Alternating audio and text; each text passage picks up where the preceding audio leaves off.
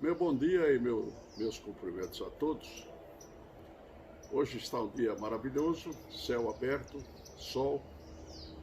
É 3 de setembro, os alvores já de uma primavera que será muito importante para todos nós.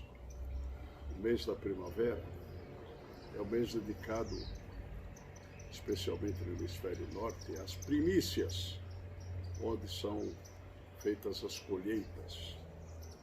E hoje nós vamos falar de um tema que tem vindo muito à baila, tem sido muito levantado, mas infelizmente não está sendo bem focado, porque parece um tema corriqueiro.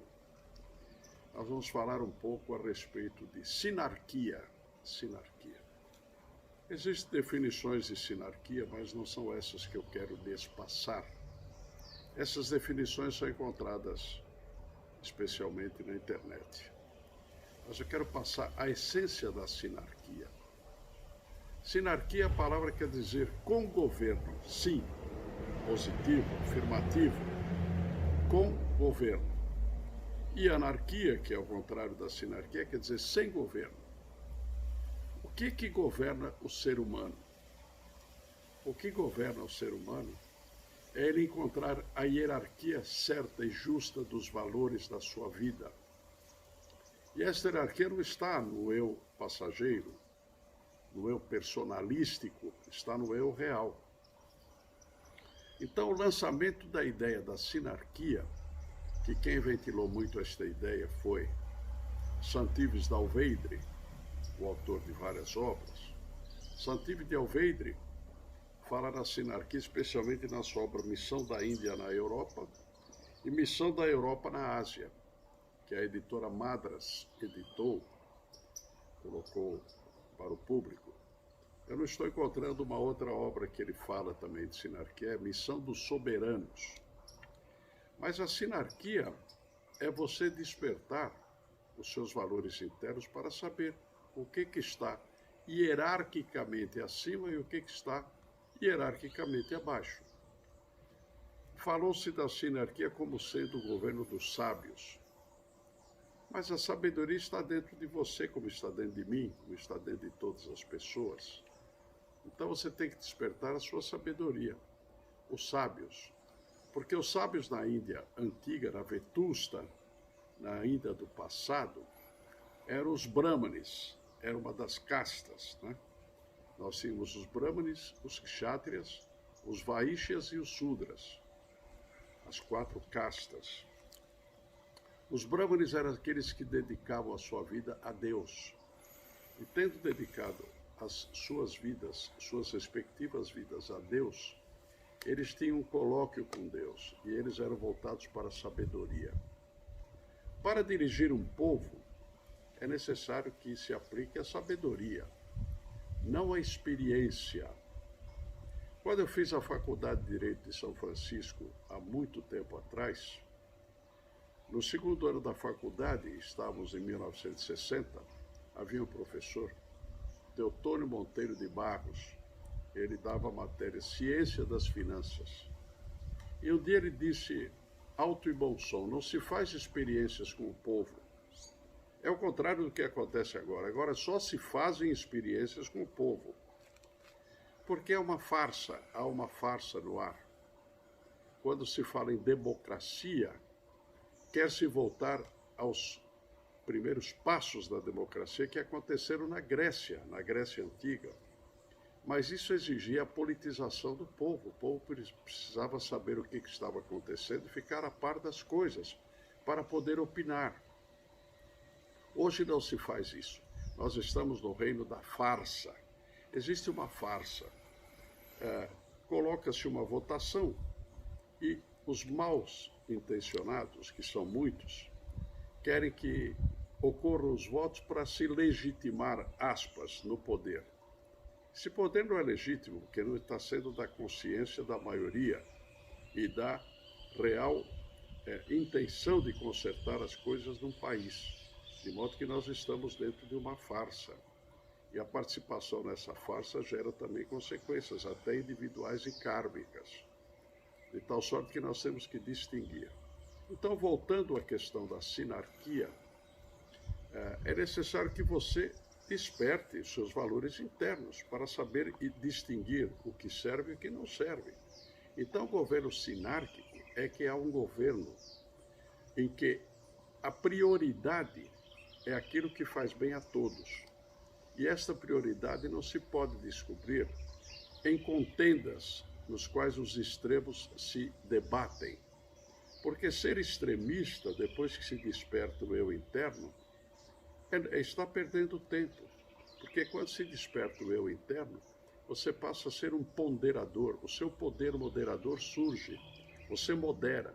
Você pesa todas as circunstâncias e pesando você vai encontrar a solução mais consentânea, mais de acordo com as necessidades gerais.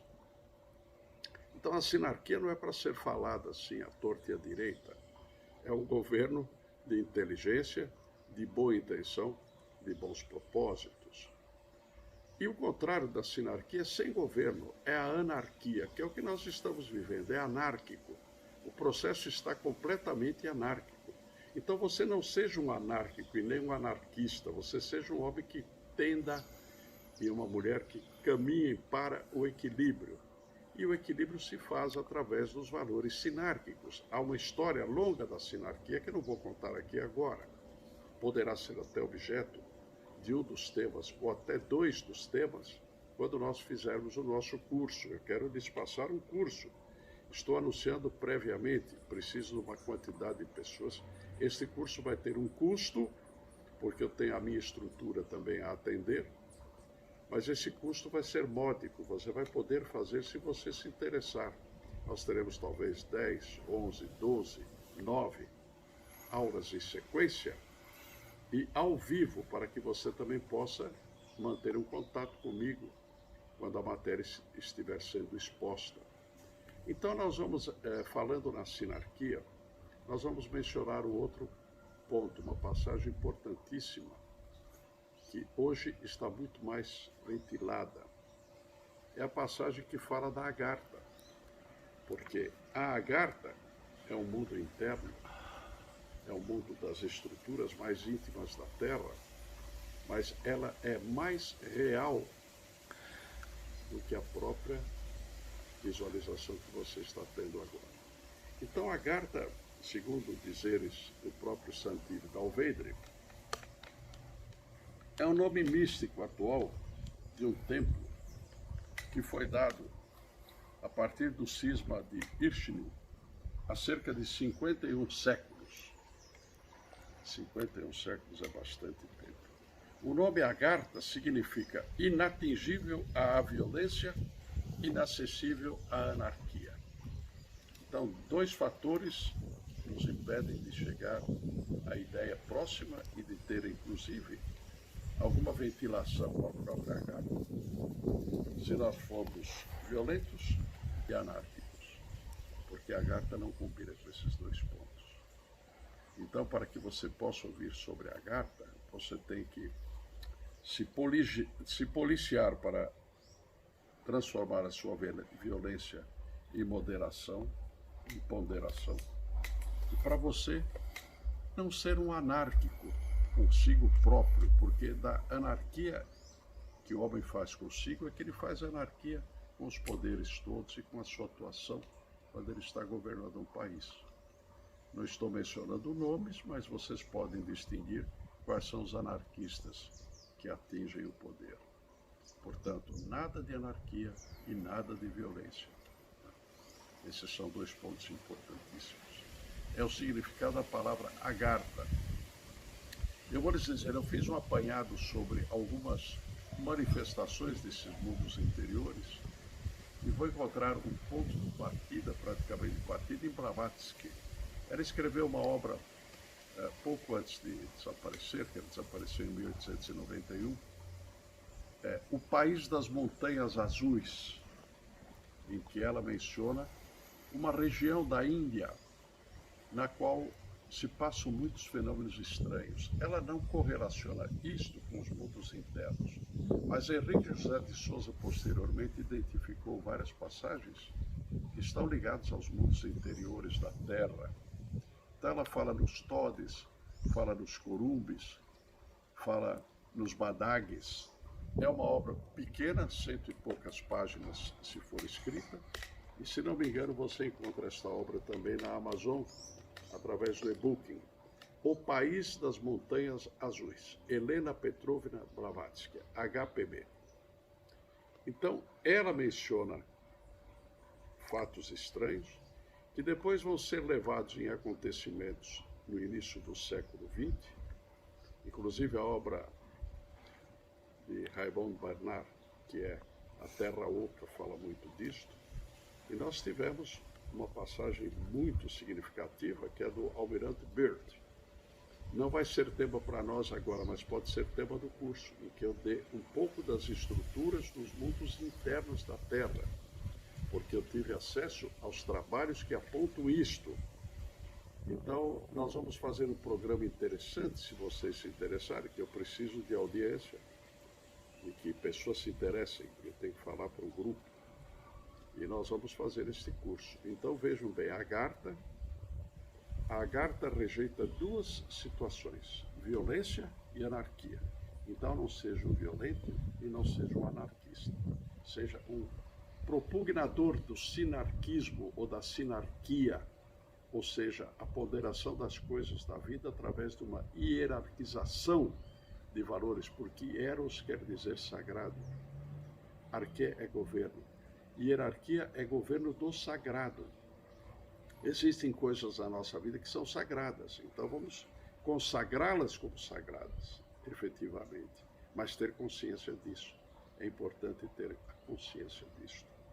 Para fechar a mensagem de hoje, porque são mensagens variadas, eu quero falar um pouquinho da semente e da colheita.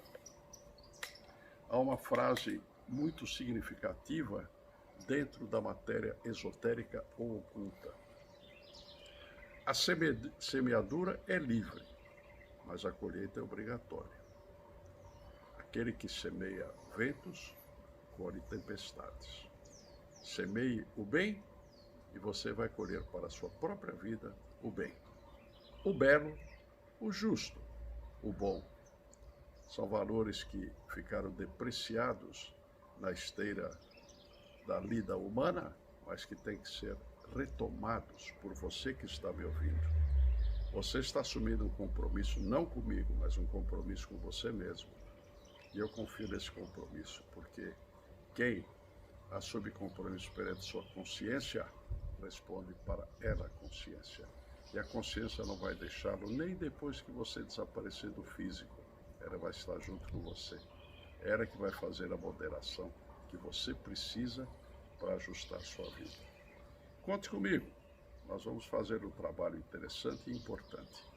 Eu sou um homem com meio século de experiência, já partindo para quase 60 anos dentro do esoterismo. Posso lhes dizer o seguinte, às vezes não vou precisar o que digo para que vocês entendam, mas saberei selecionar, separar o joio do trigo e vou passar a vocês somente o trigo, porque o trigo é que dá a semente e que produz o alimento do qual nós precisamos. Aquele maná do deserto que os homens receberam sob o comando de Moisés era o maná do conhecimento, não o maná do alimento. E eu quero passar a vocês conhecimento, que é o maior alimento que a alma possa ter. E certamente vocês vão receber e vão fazer um excelente proveito. Fiquei feliz de falar com vocês hoje. Então, esta gravação irá para o ar.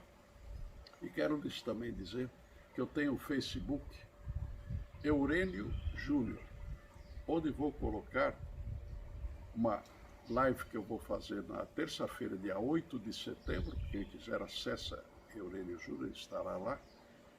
E vou falar a respeito de ilustração e cultura de uma maneira mais desenvolta. Qual é a diferença entre ambas? Assistam isto, será de um canal chamado 3005, do meu amigo Eduardo Nunes Carvalho. Ele vai me entrevistar e nós vamos conversar. Assistam isso. 8 de setembro à noite, por volta de 19h30 horas. Mas lá estará no Facebook.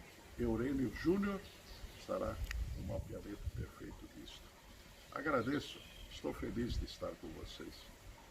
Muita união consigo próprio, união do elevado com o passageiro. Que vocês sejam sinárquicos intrinsecamente, interiormente, senão nada muda no Brasil e muito menos no mundo. Agradecido, um carinho a vocês todos.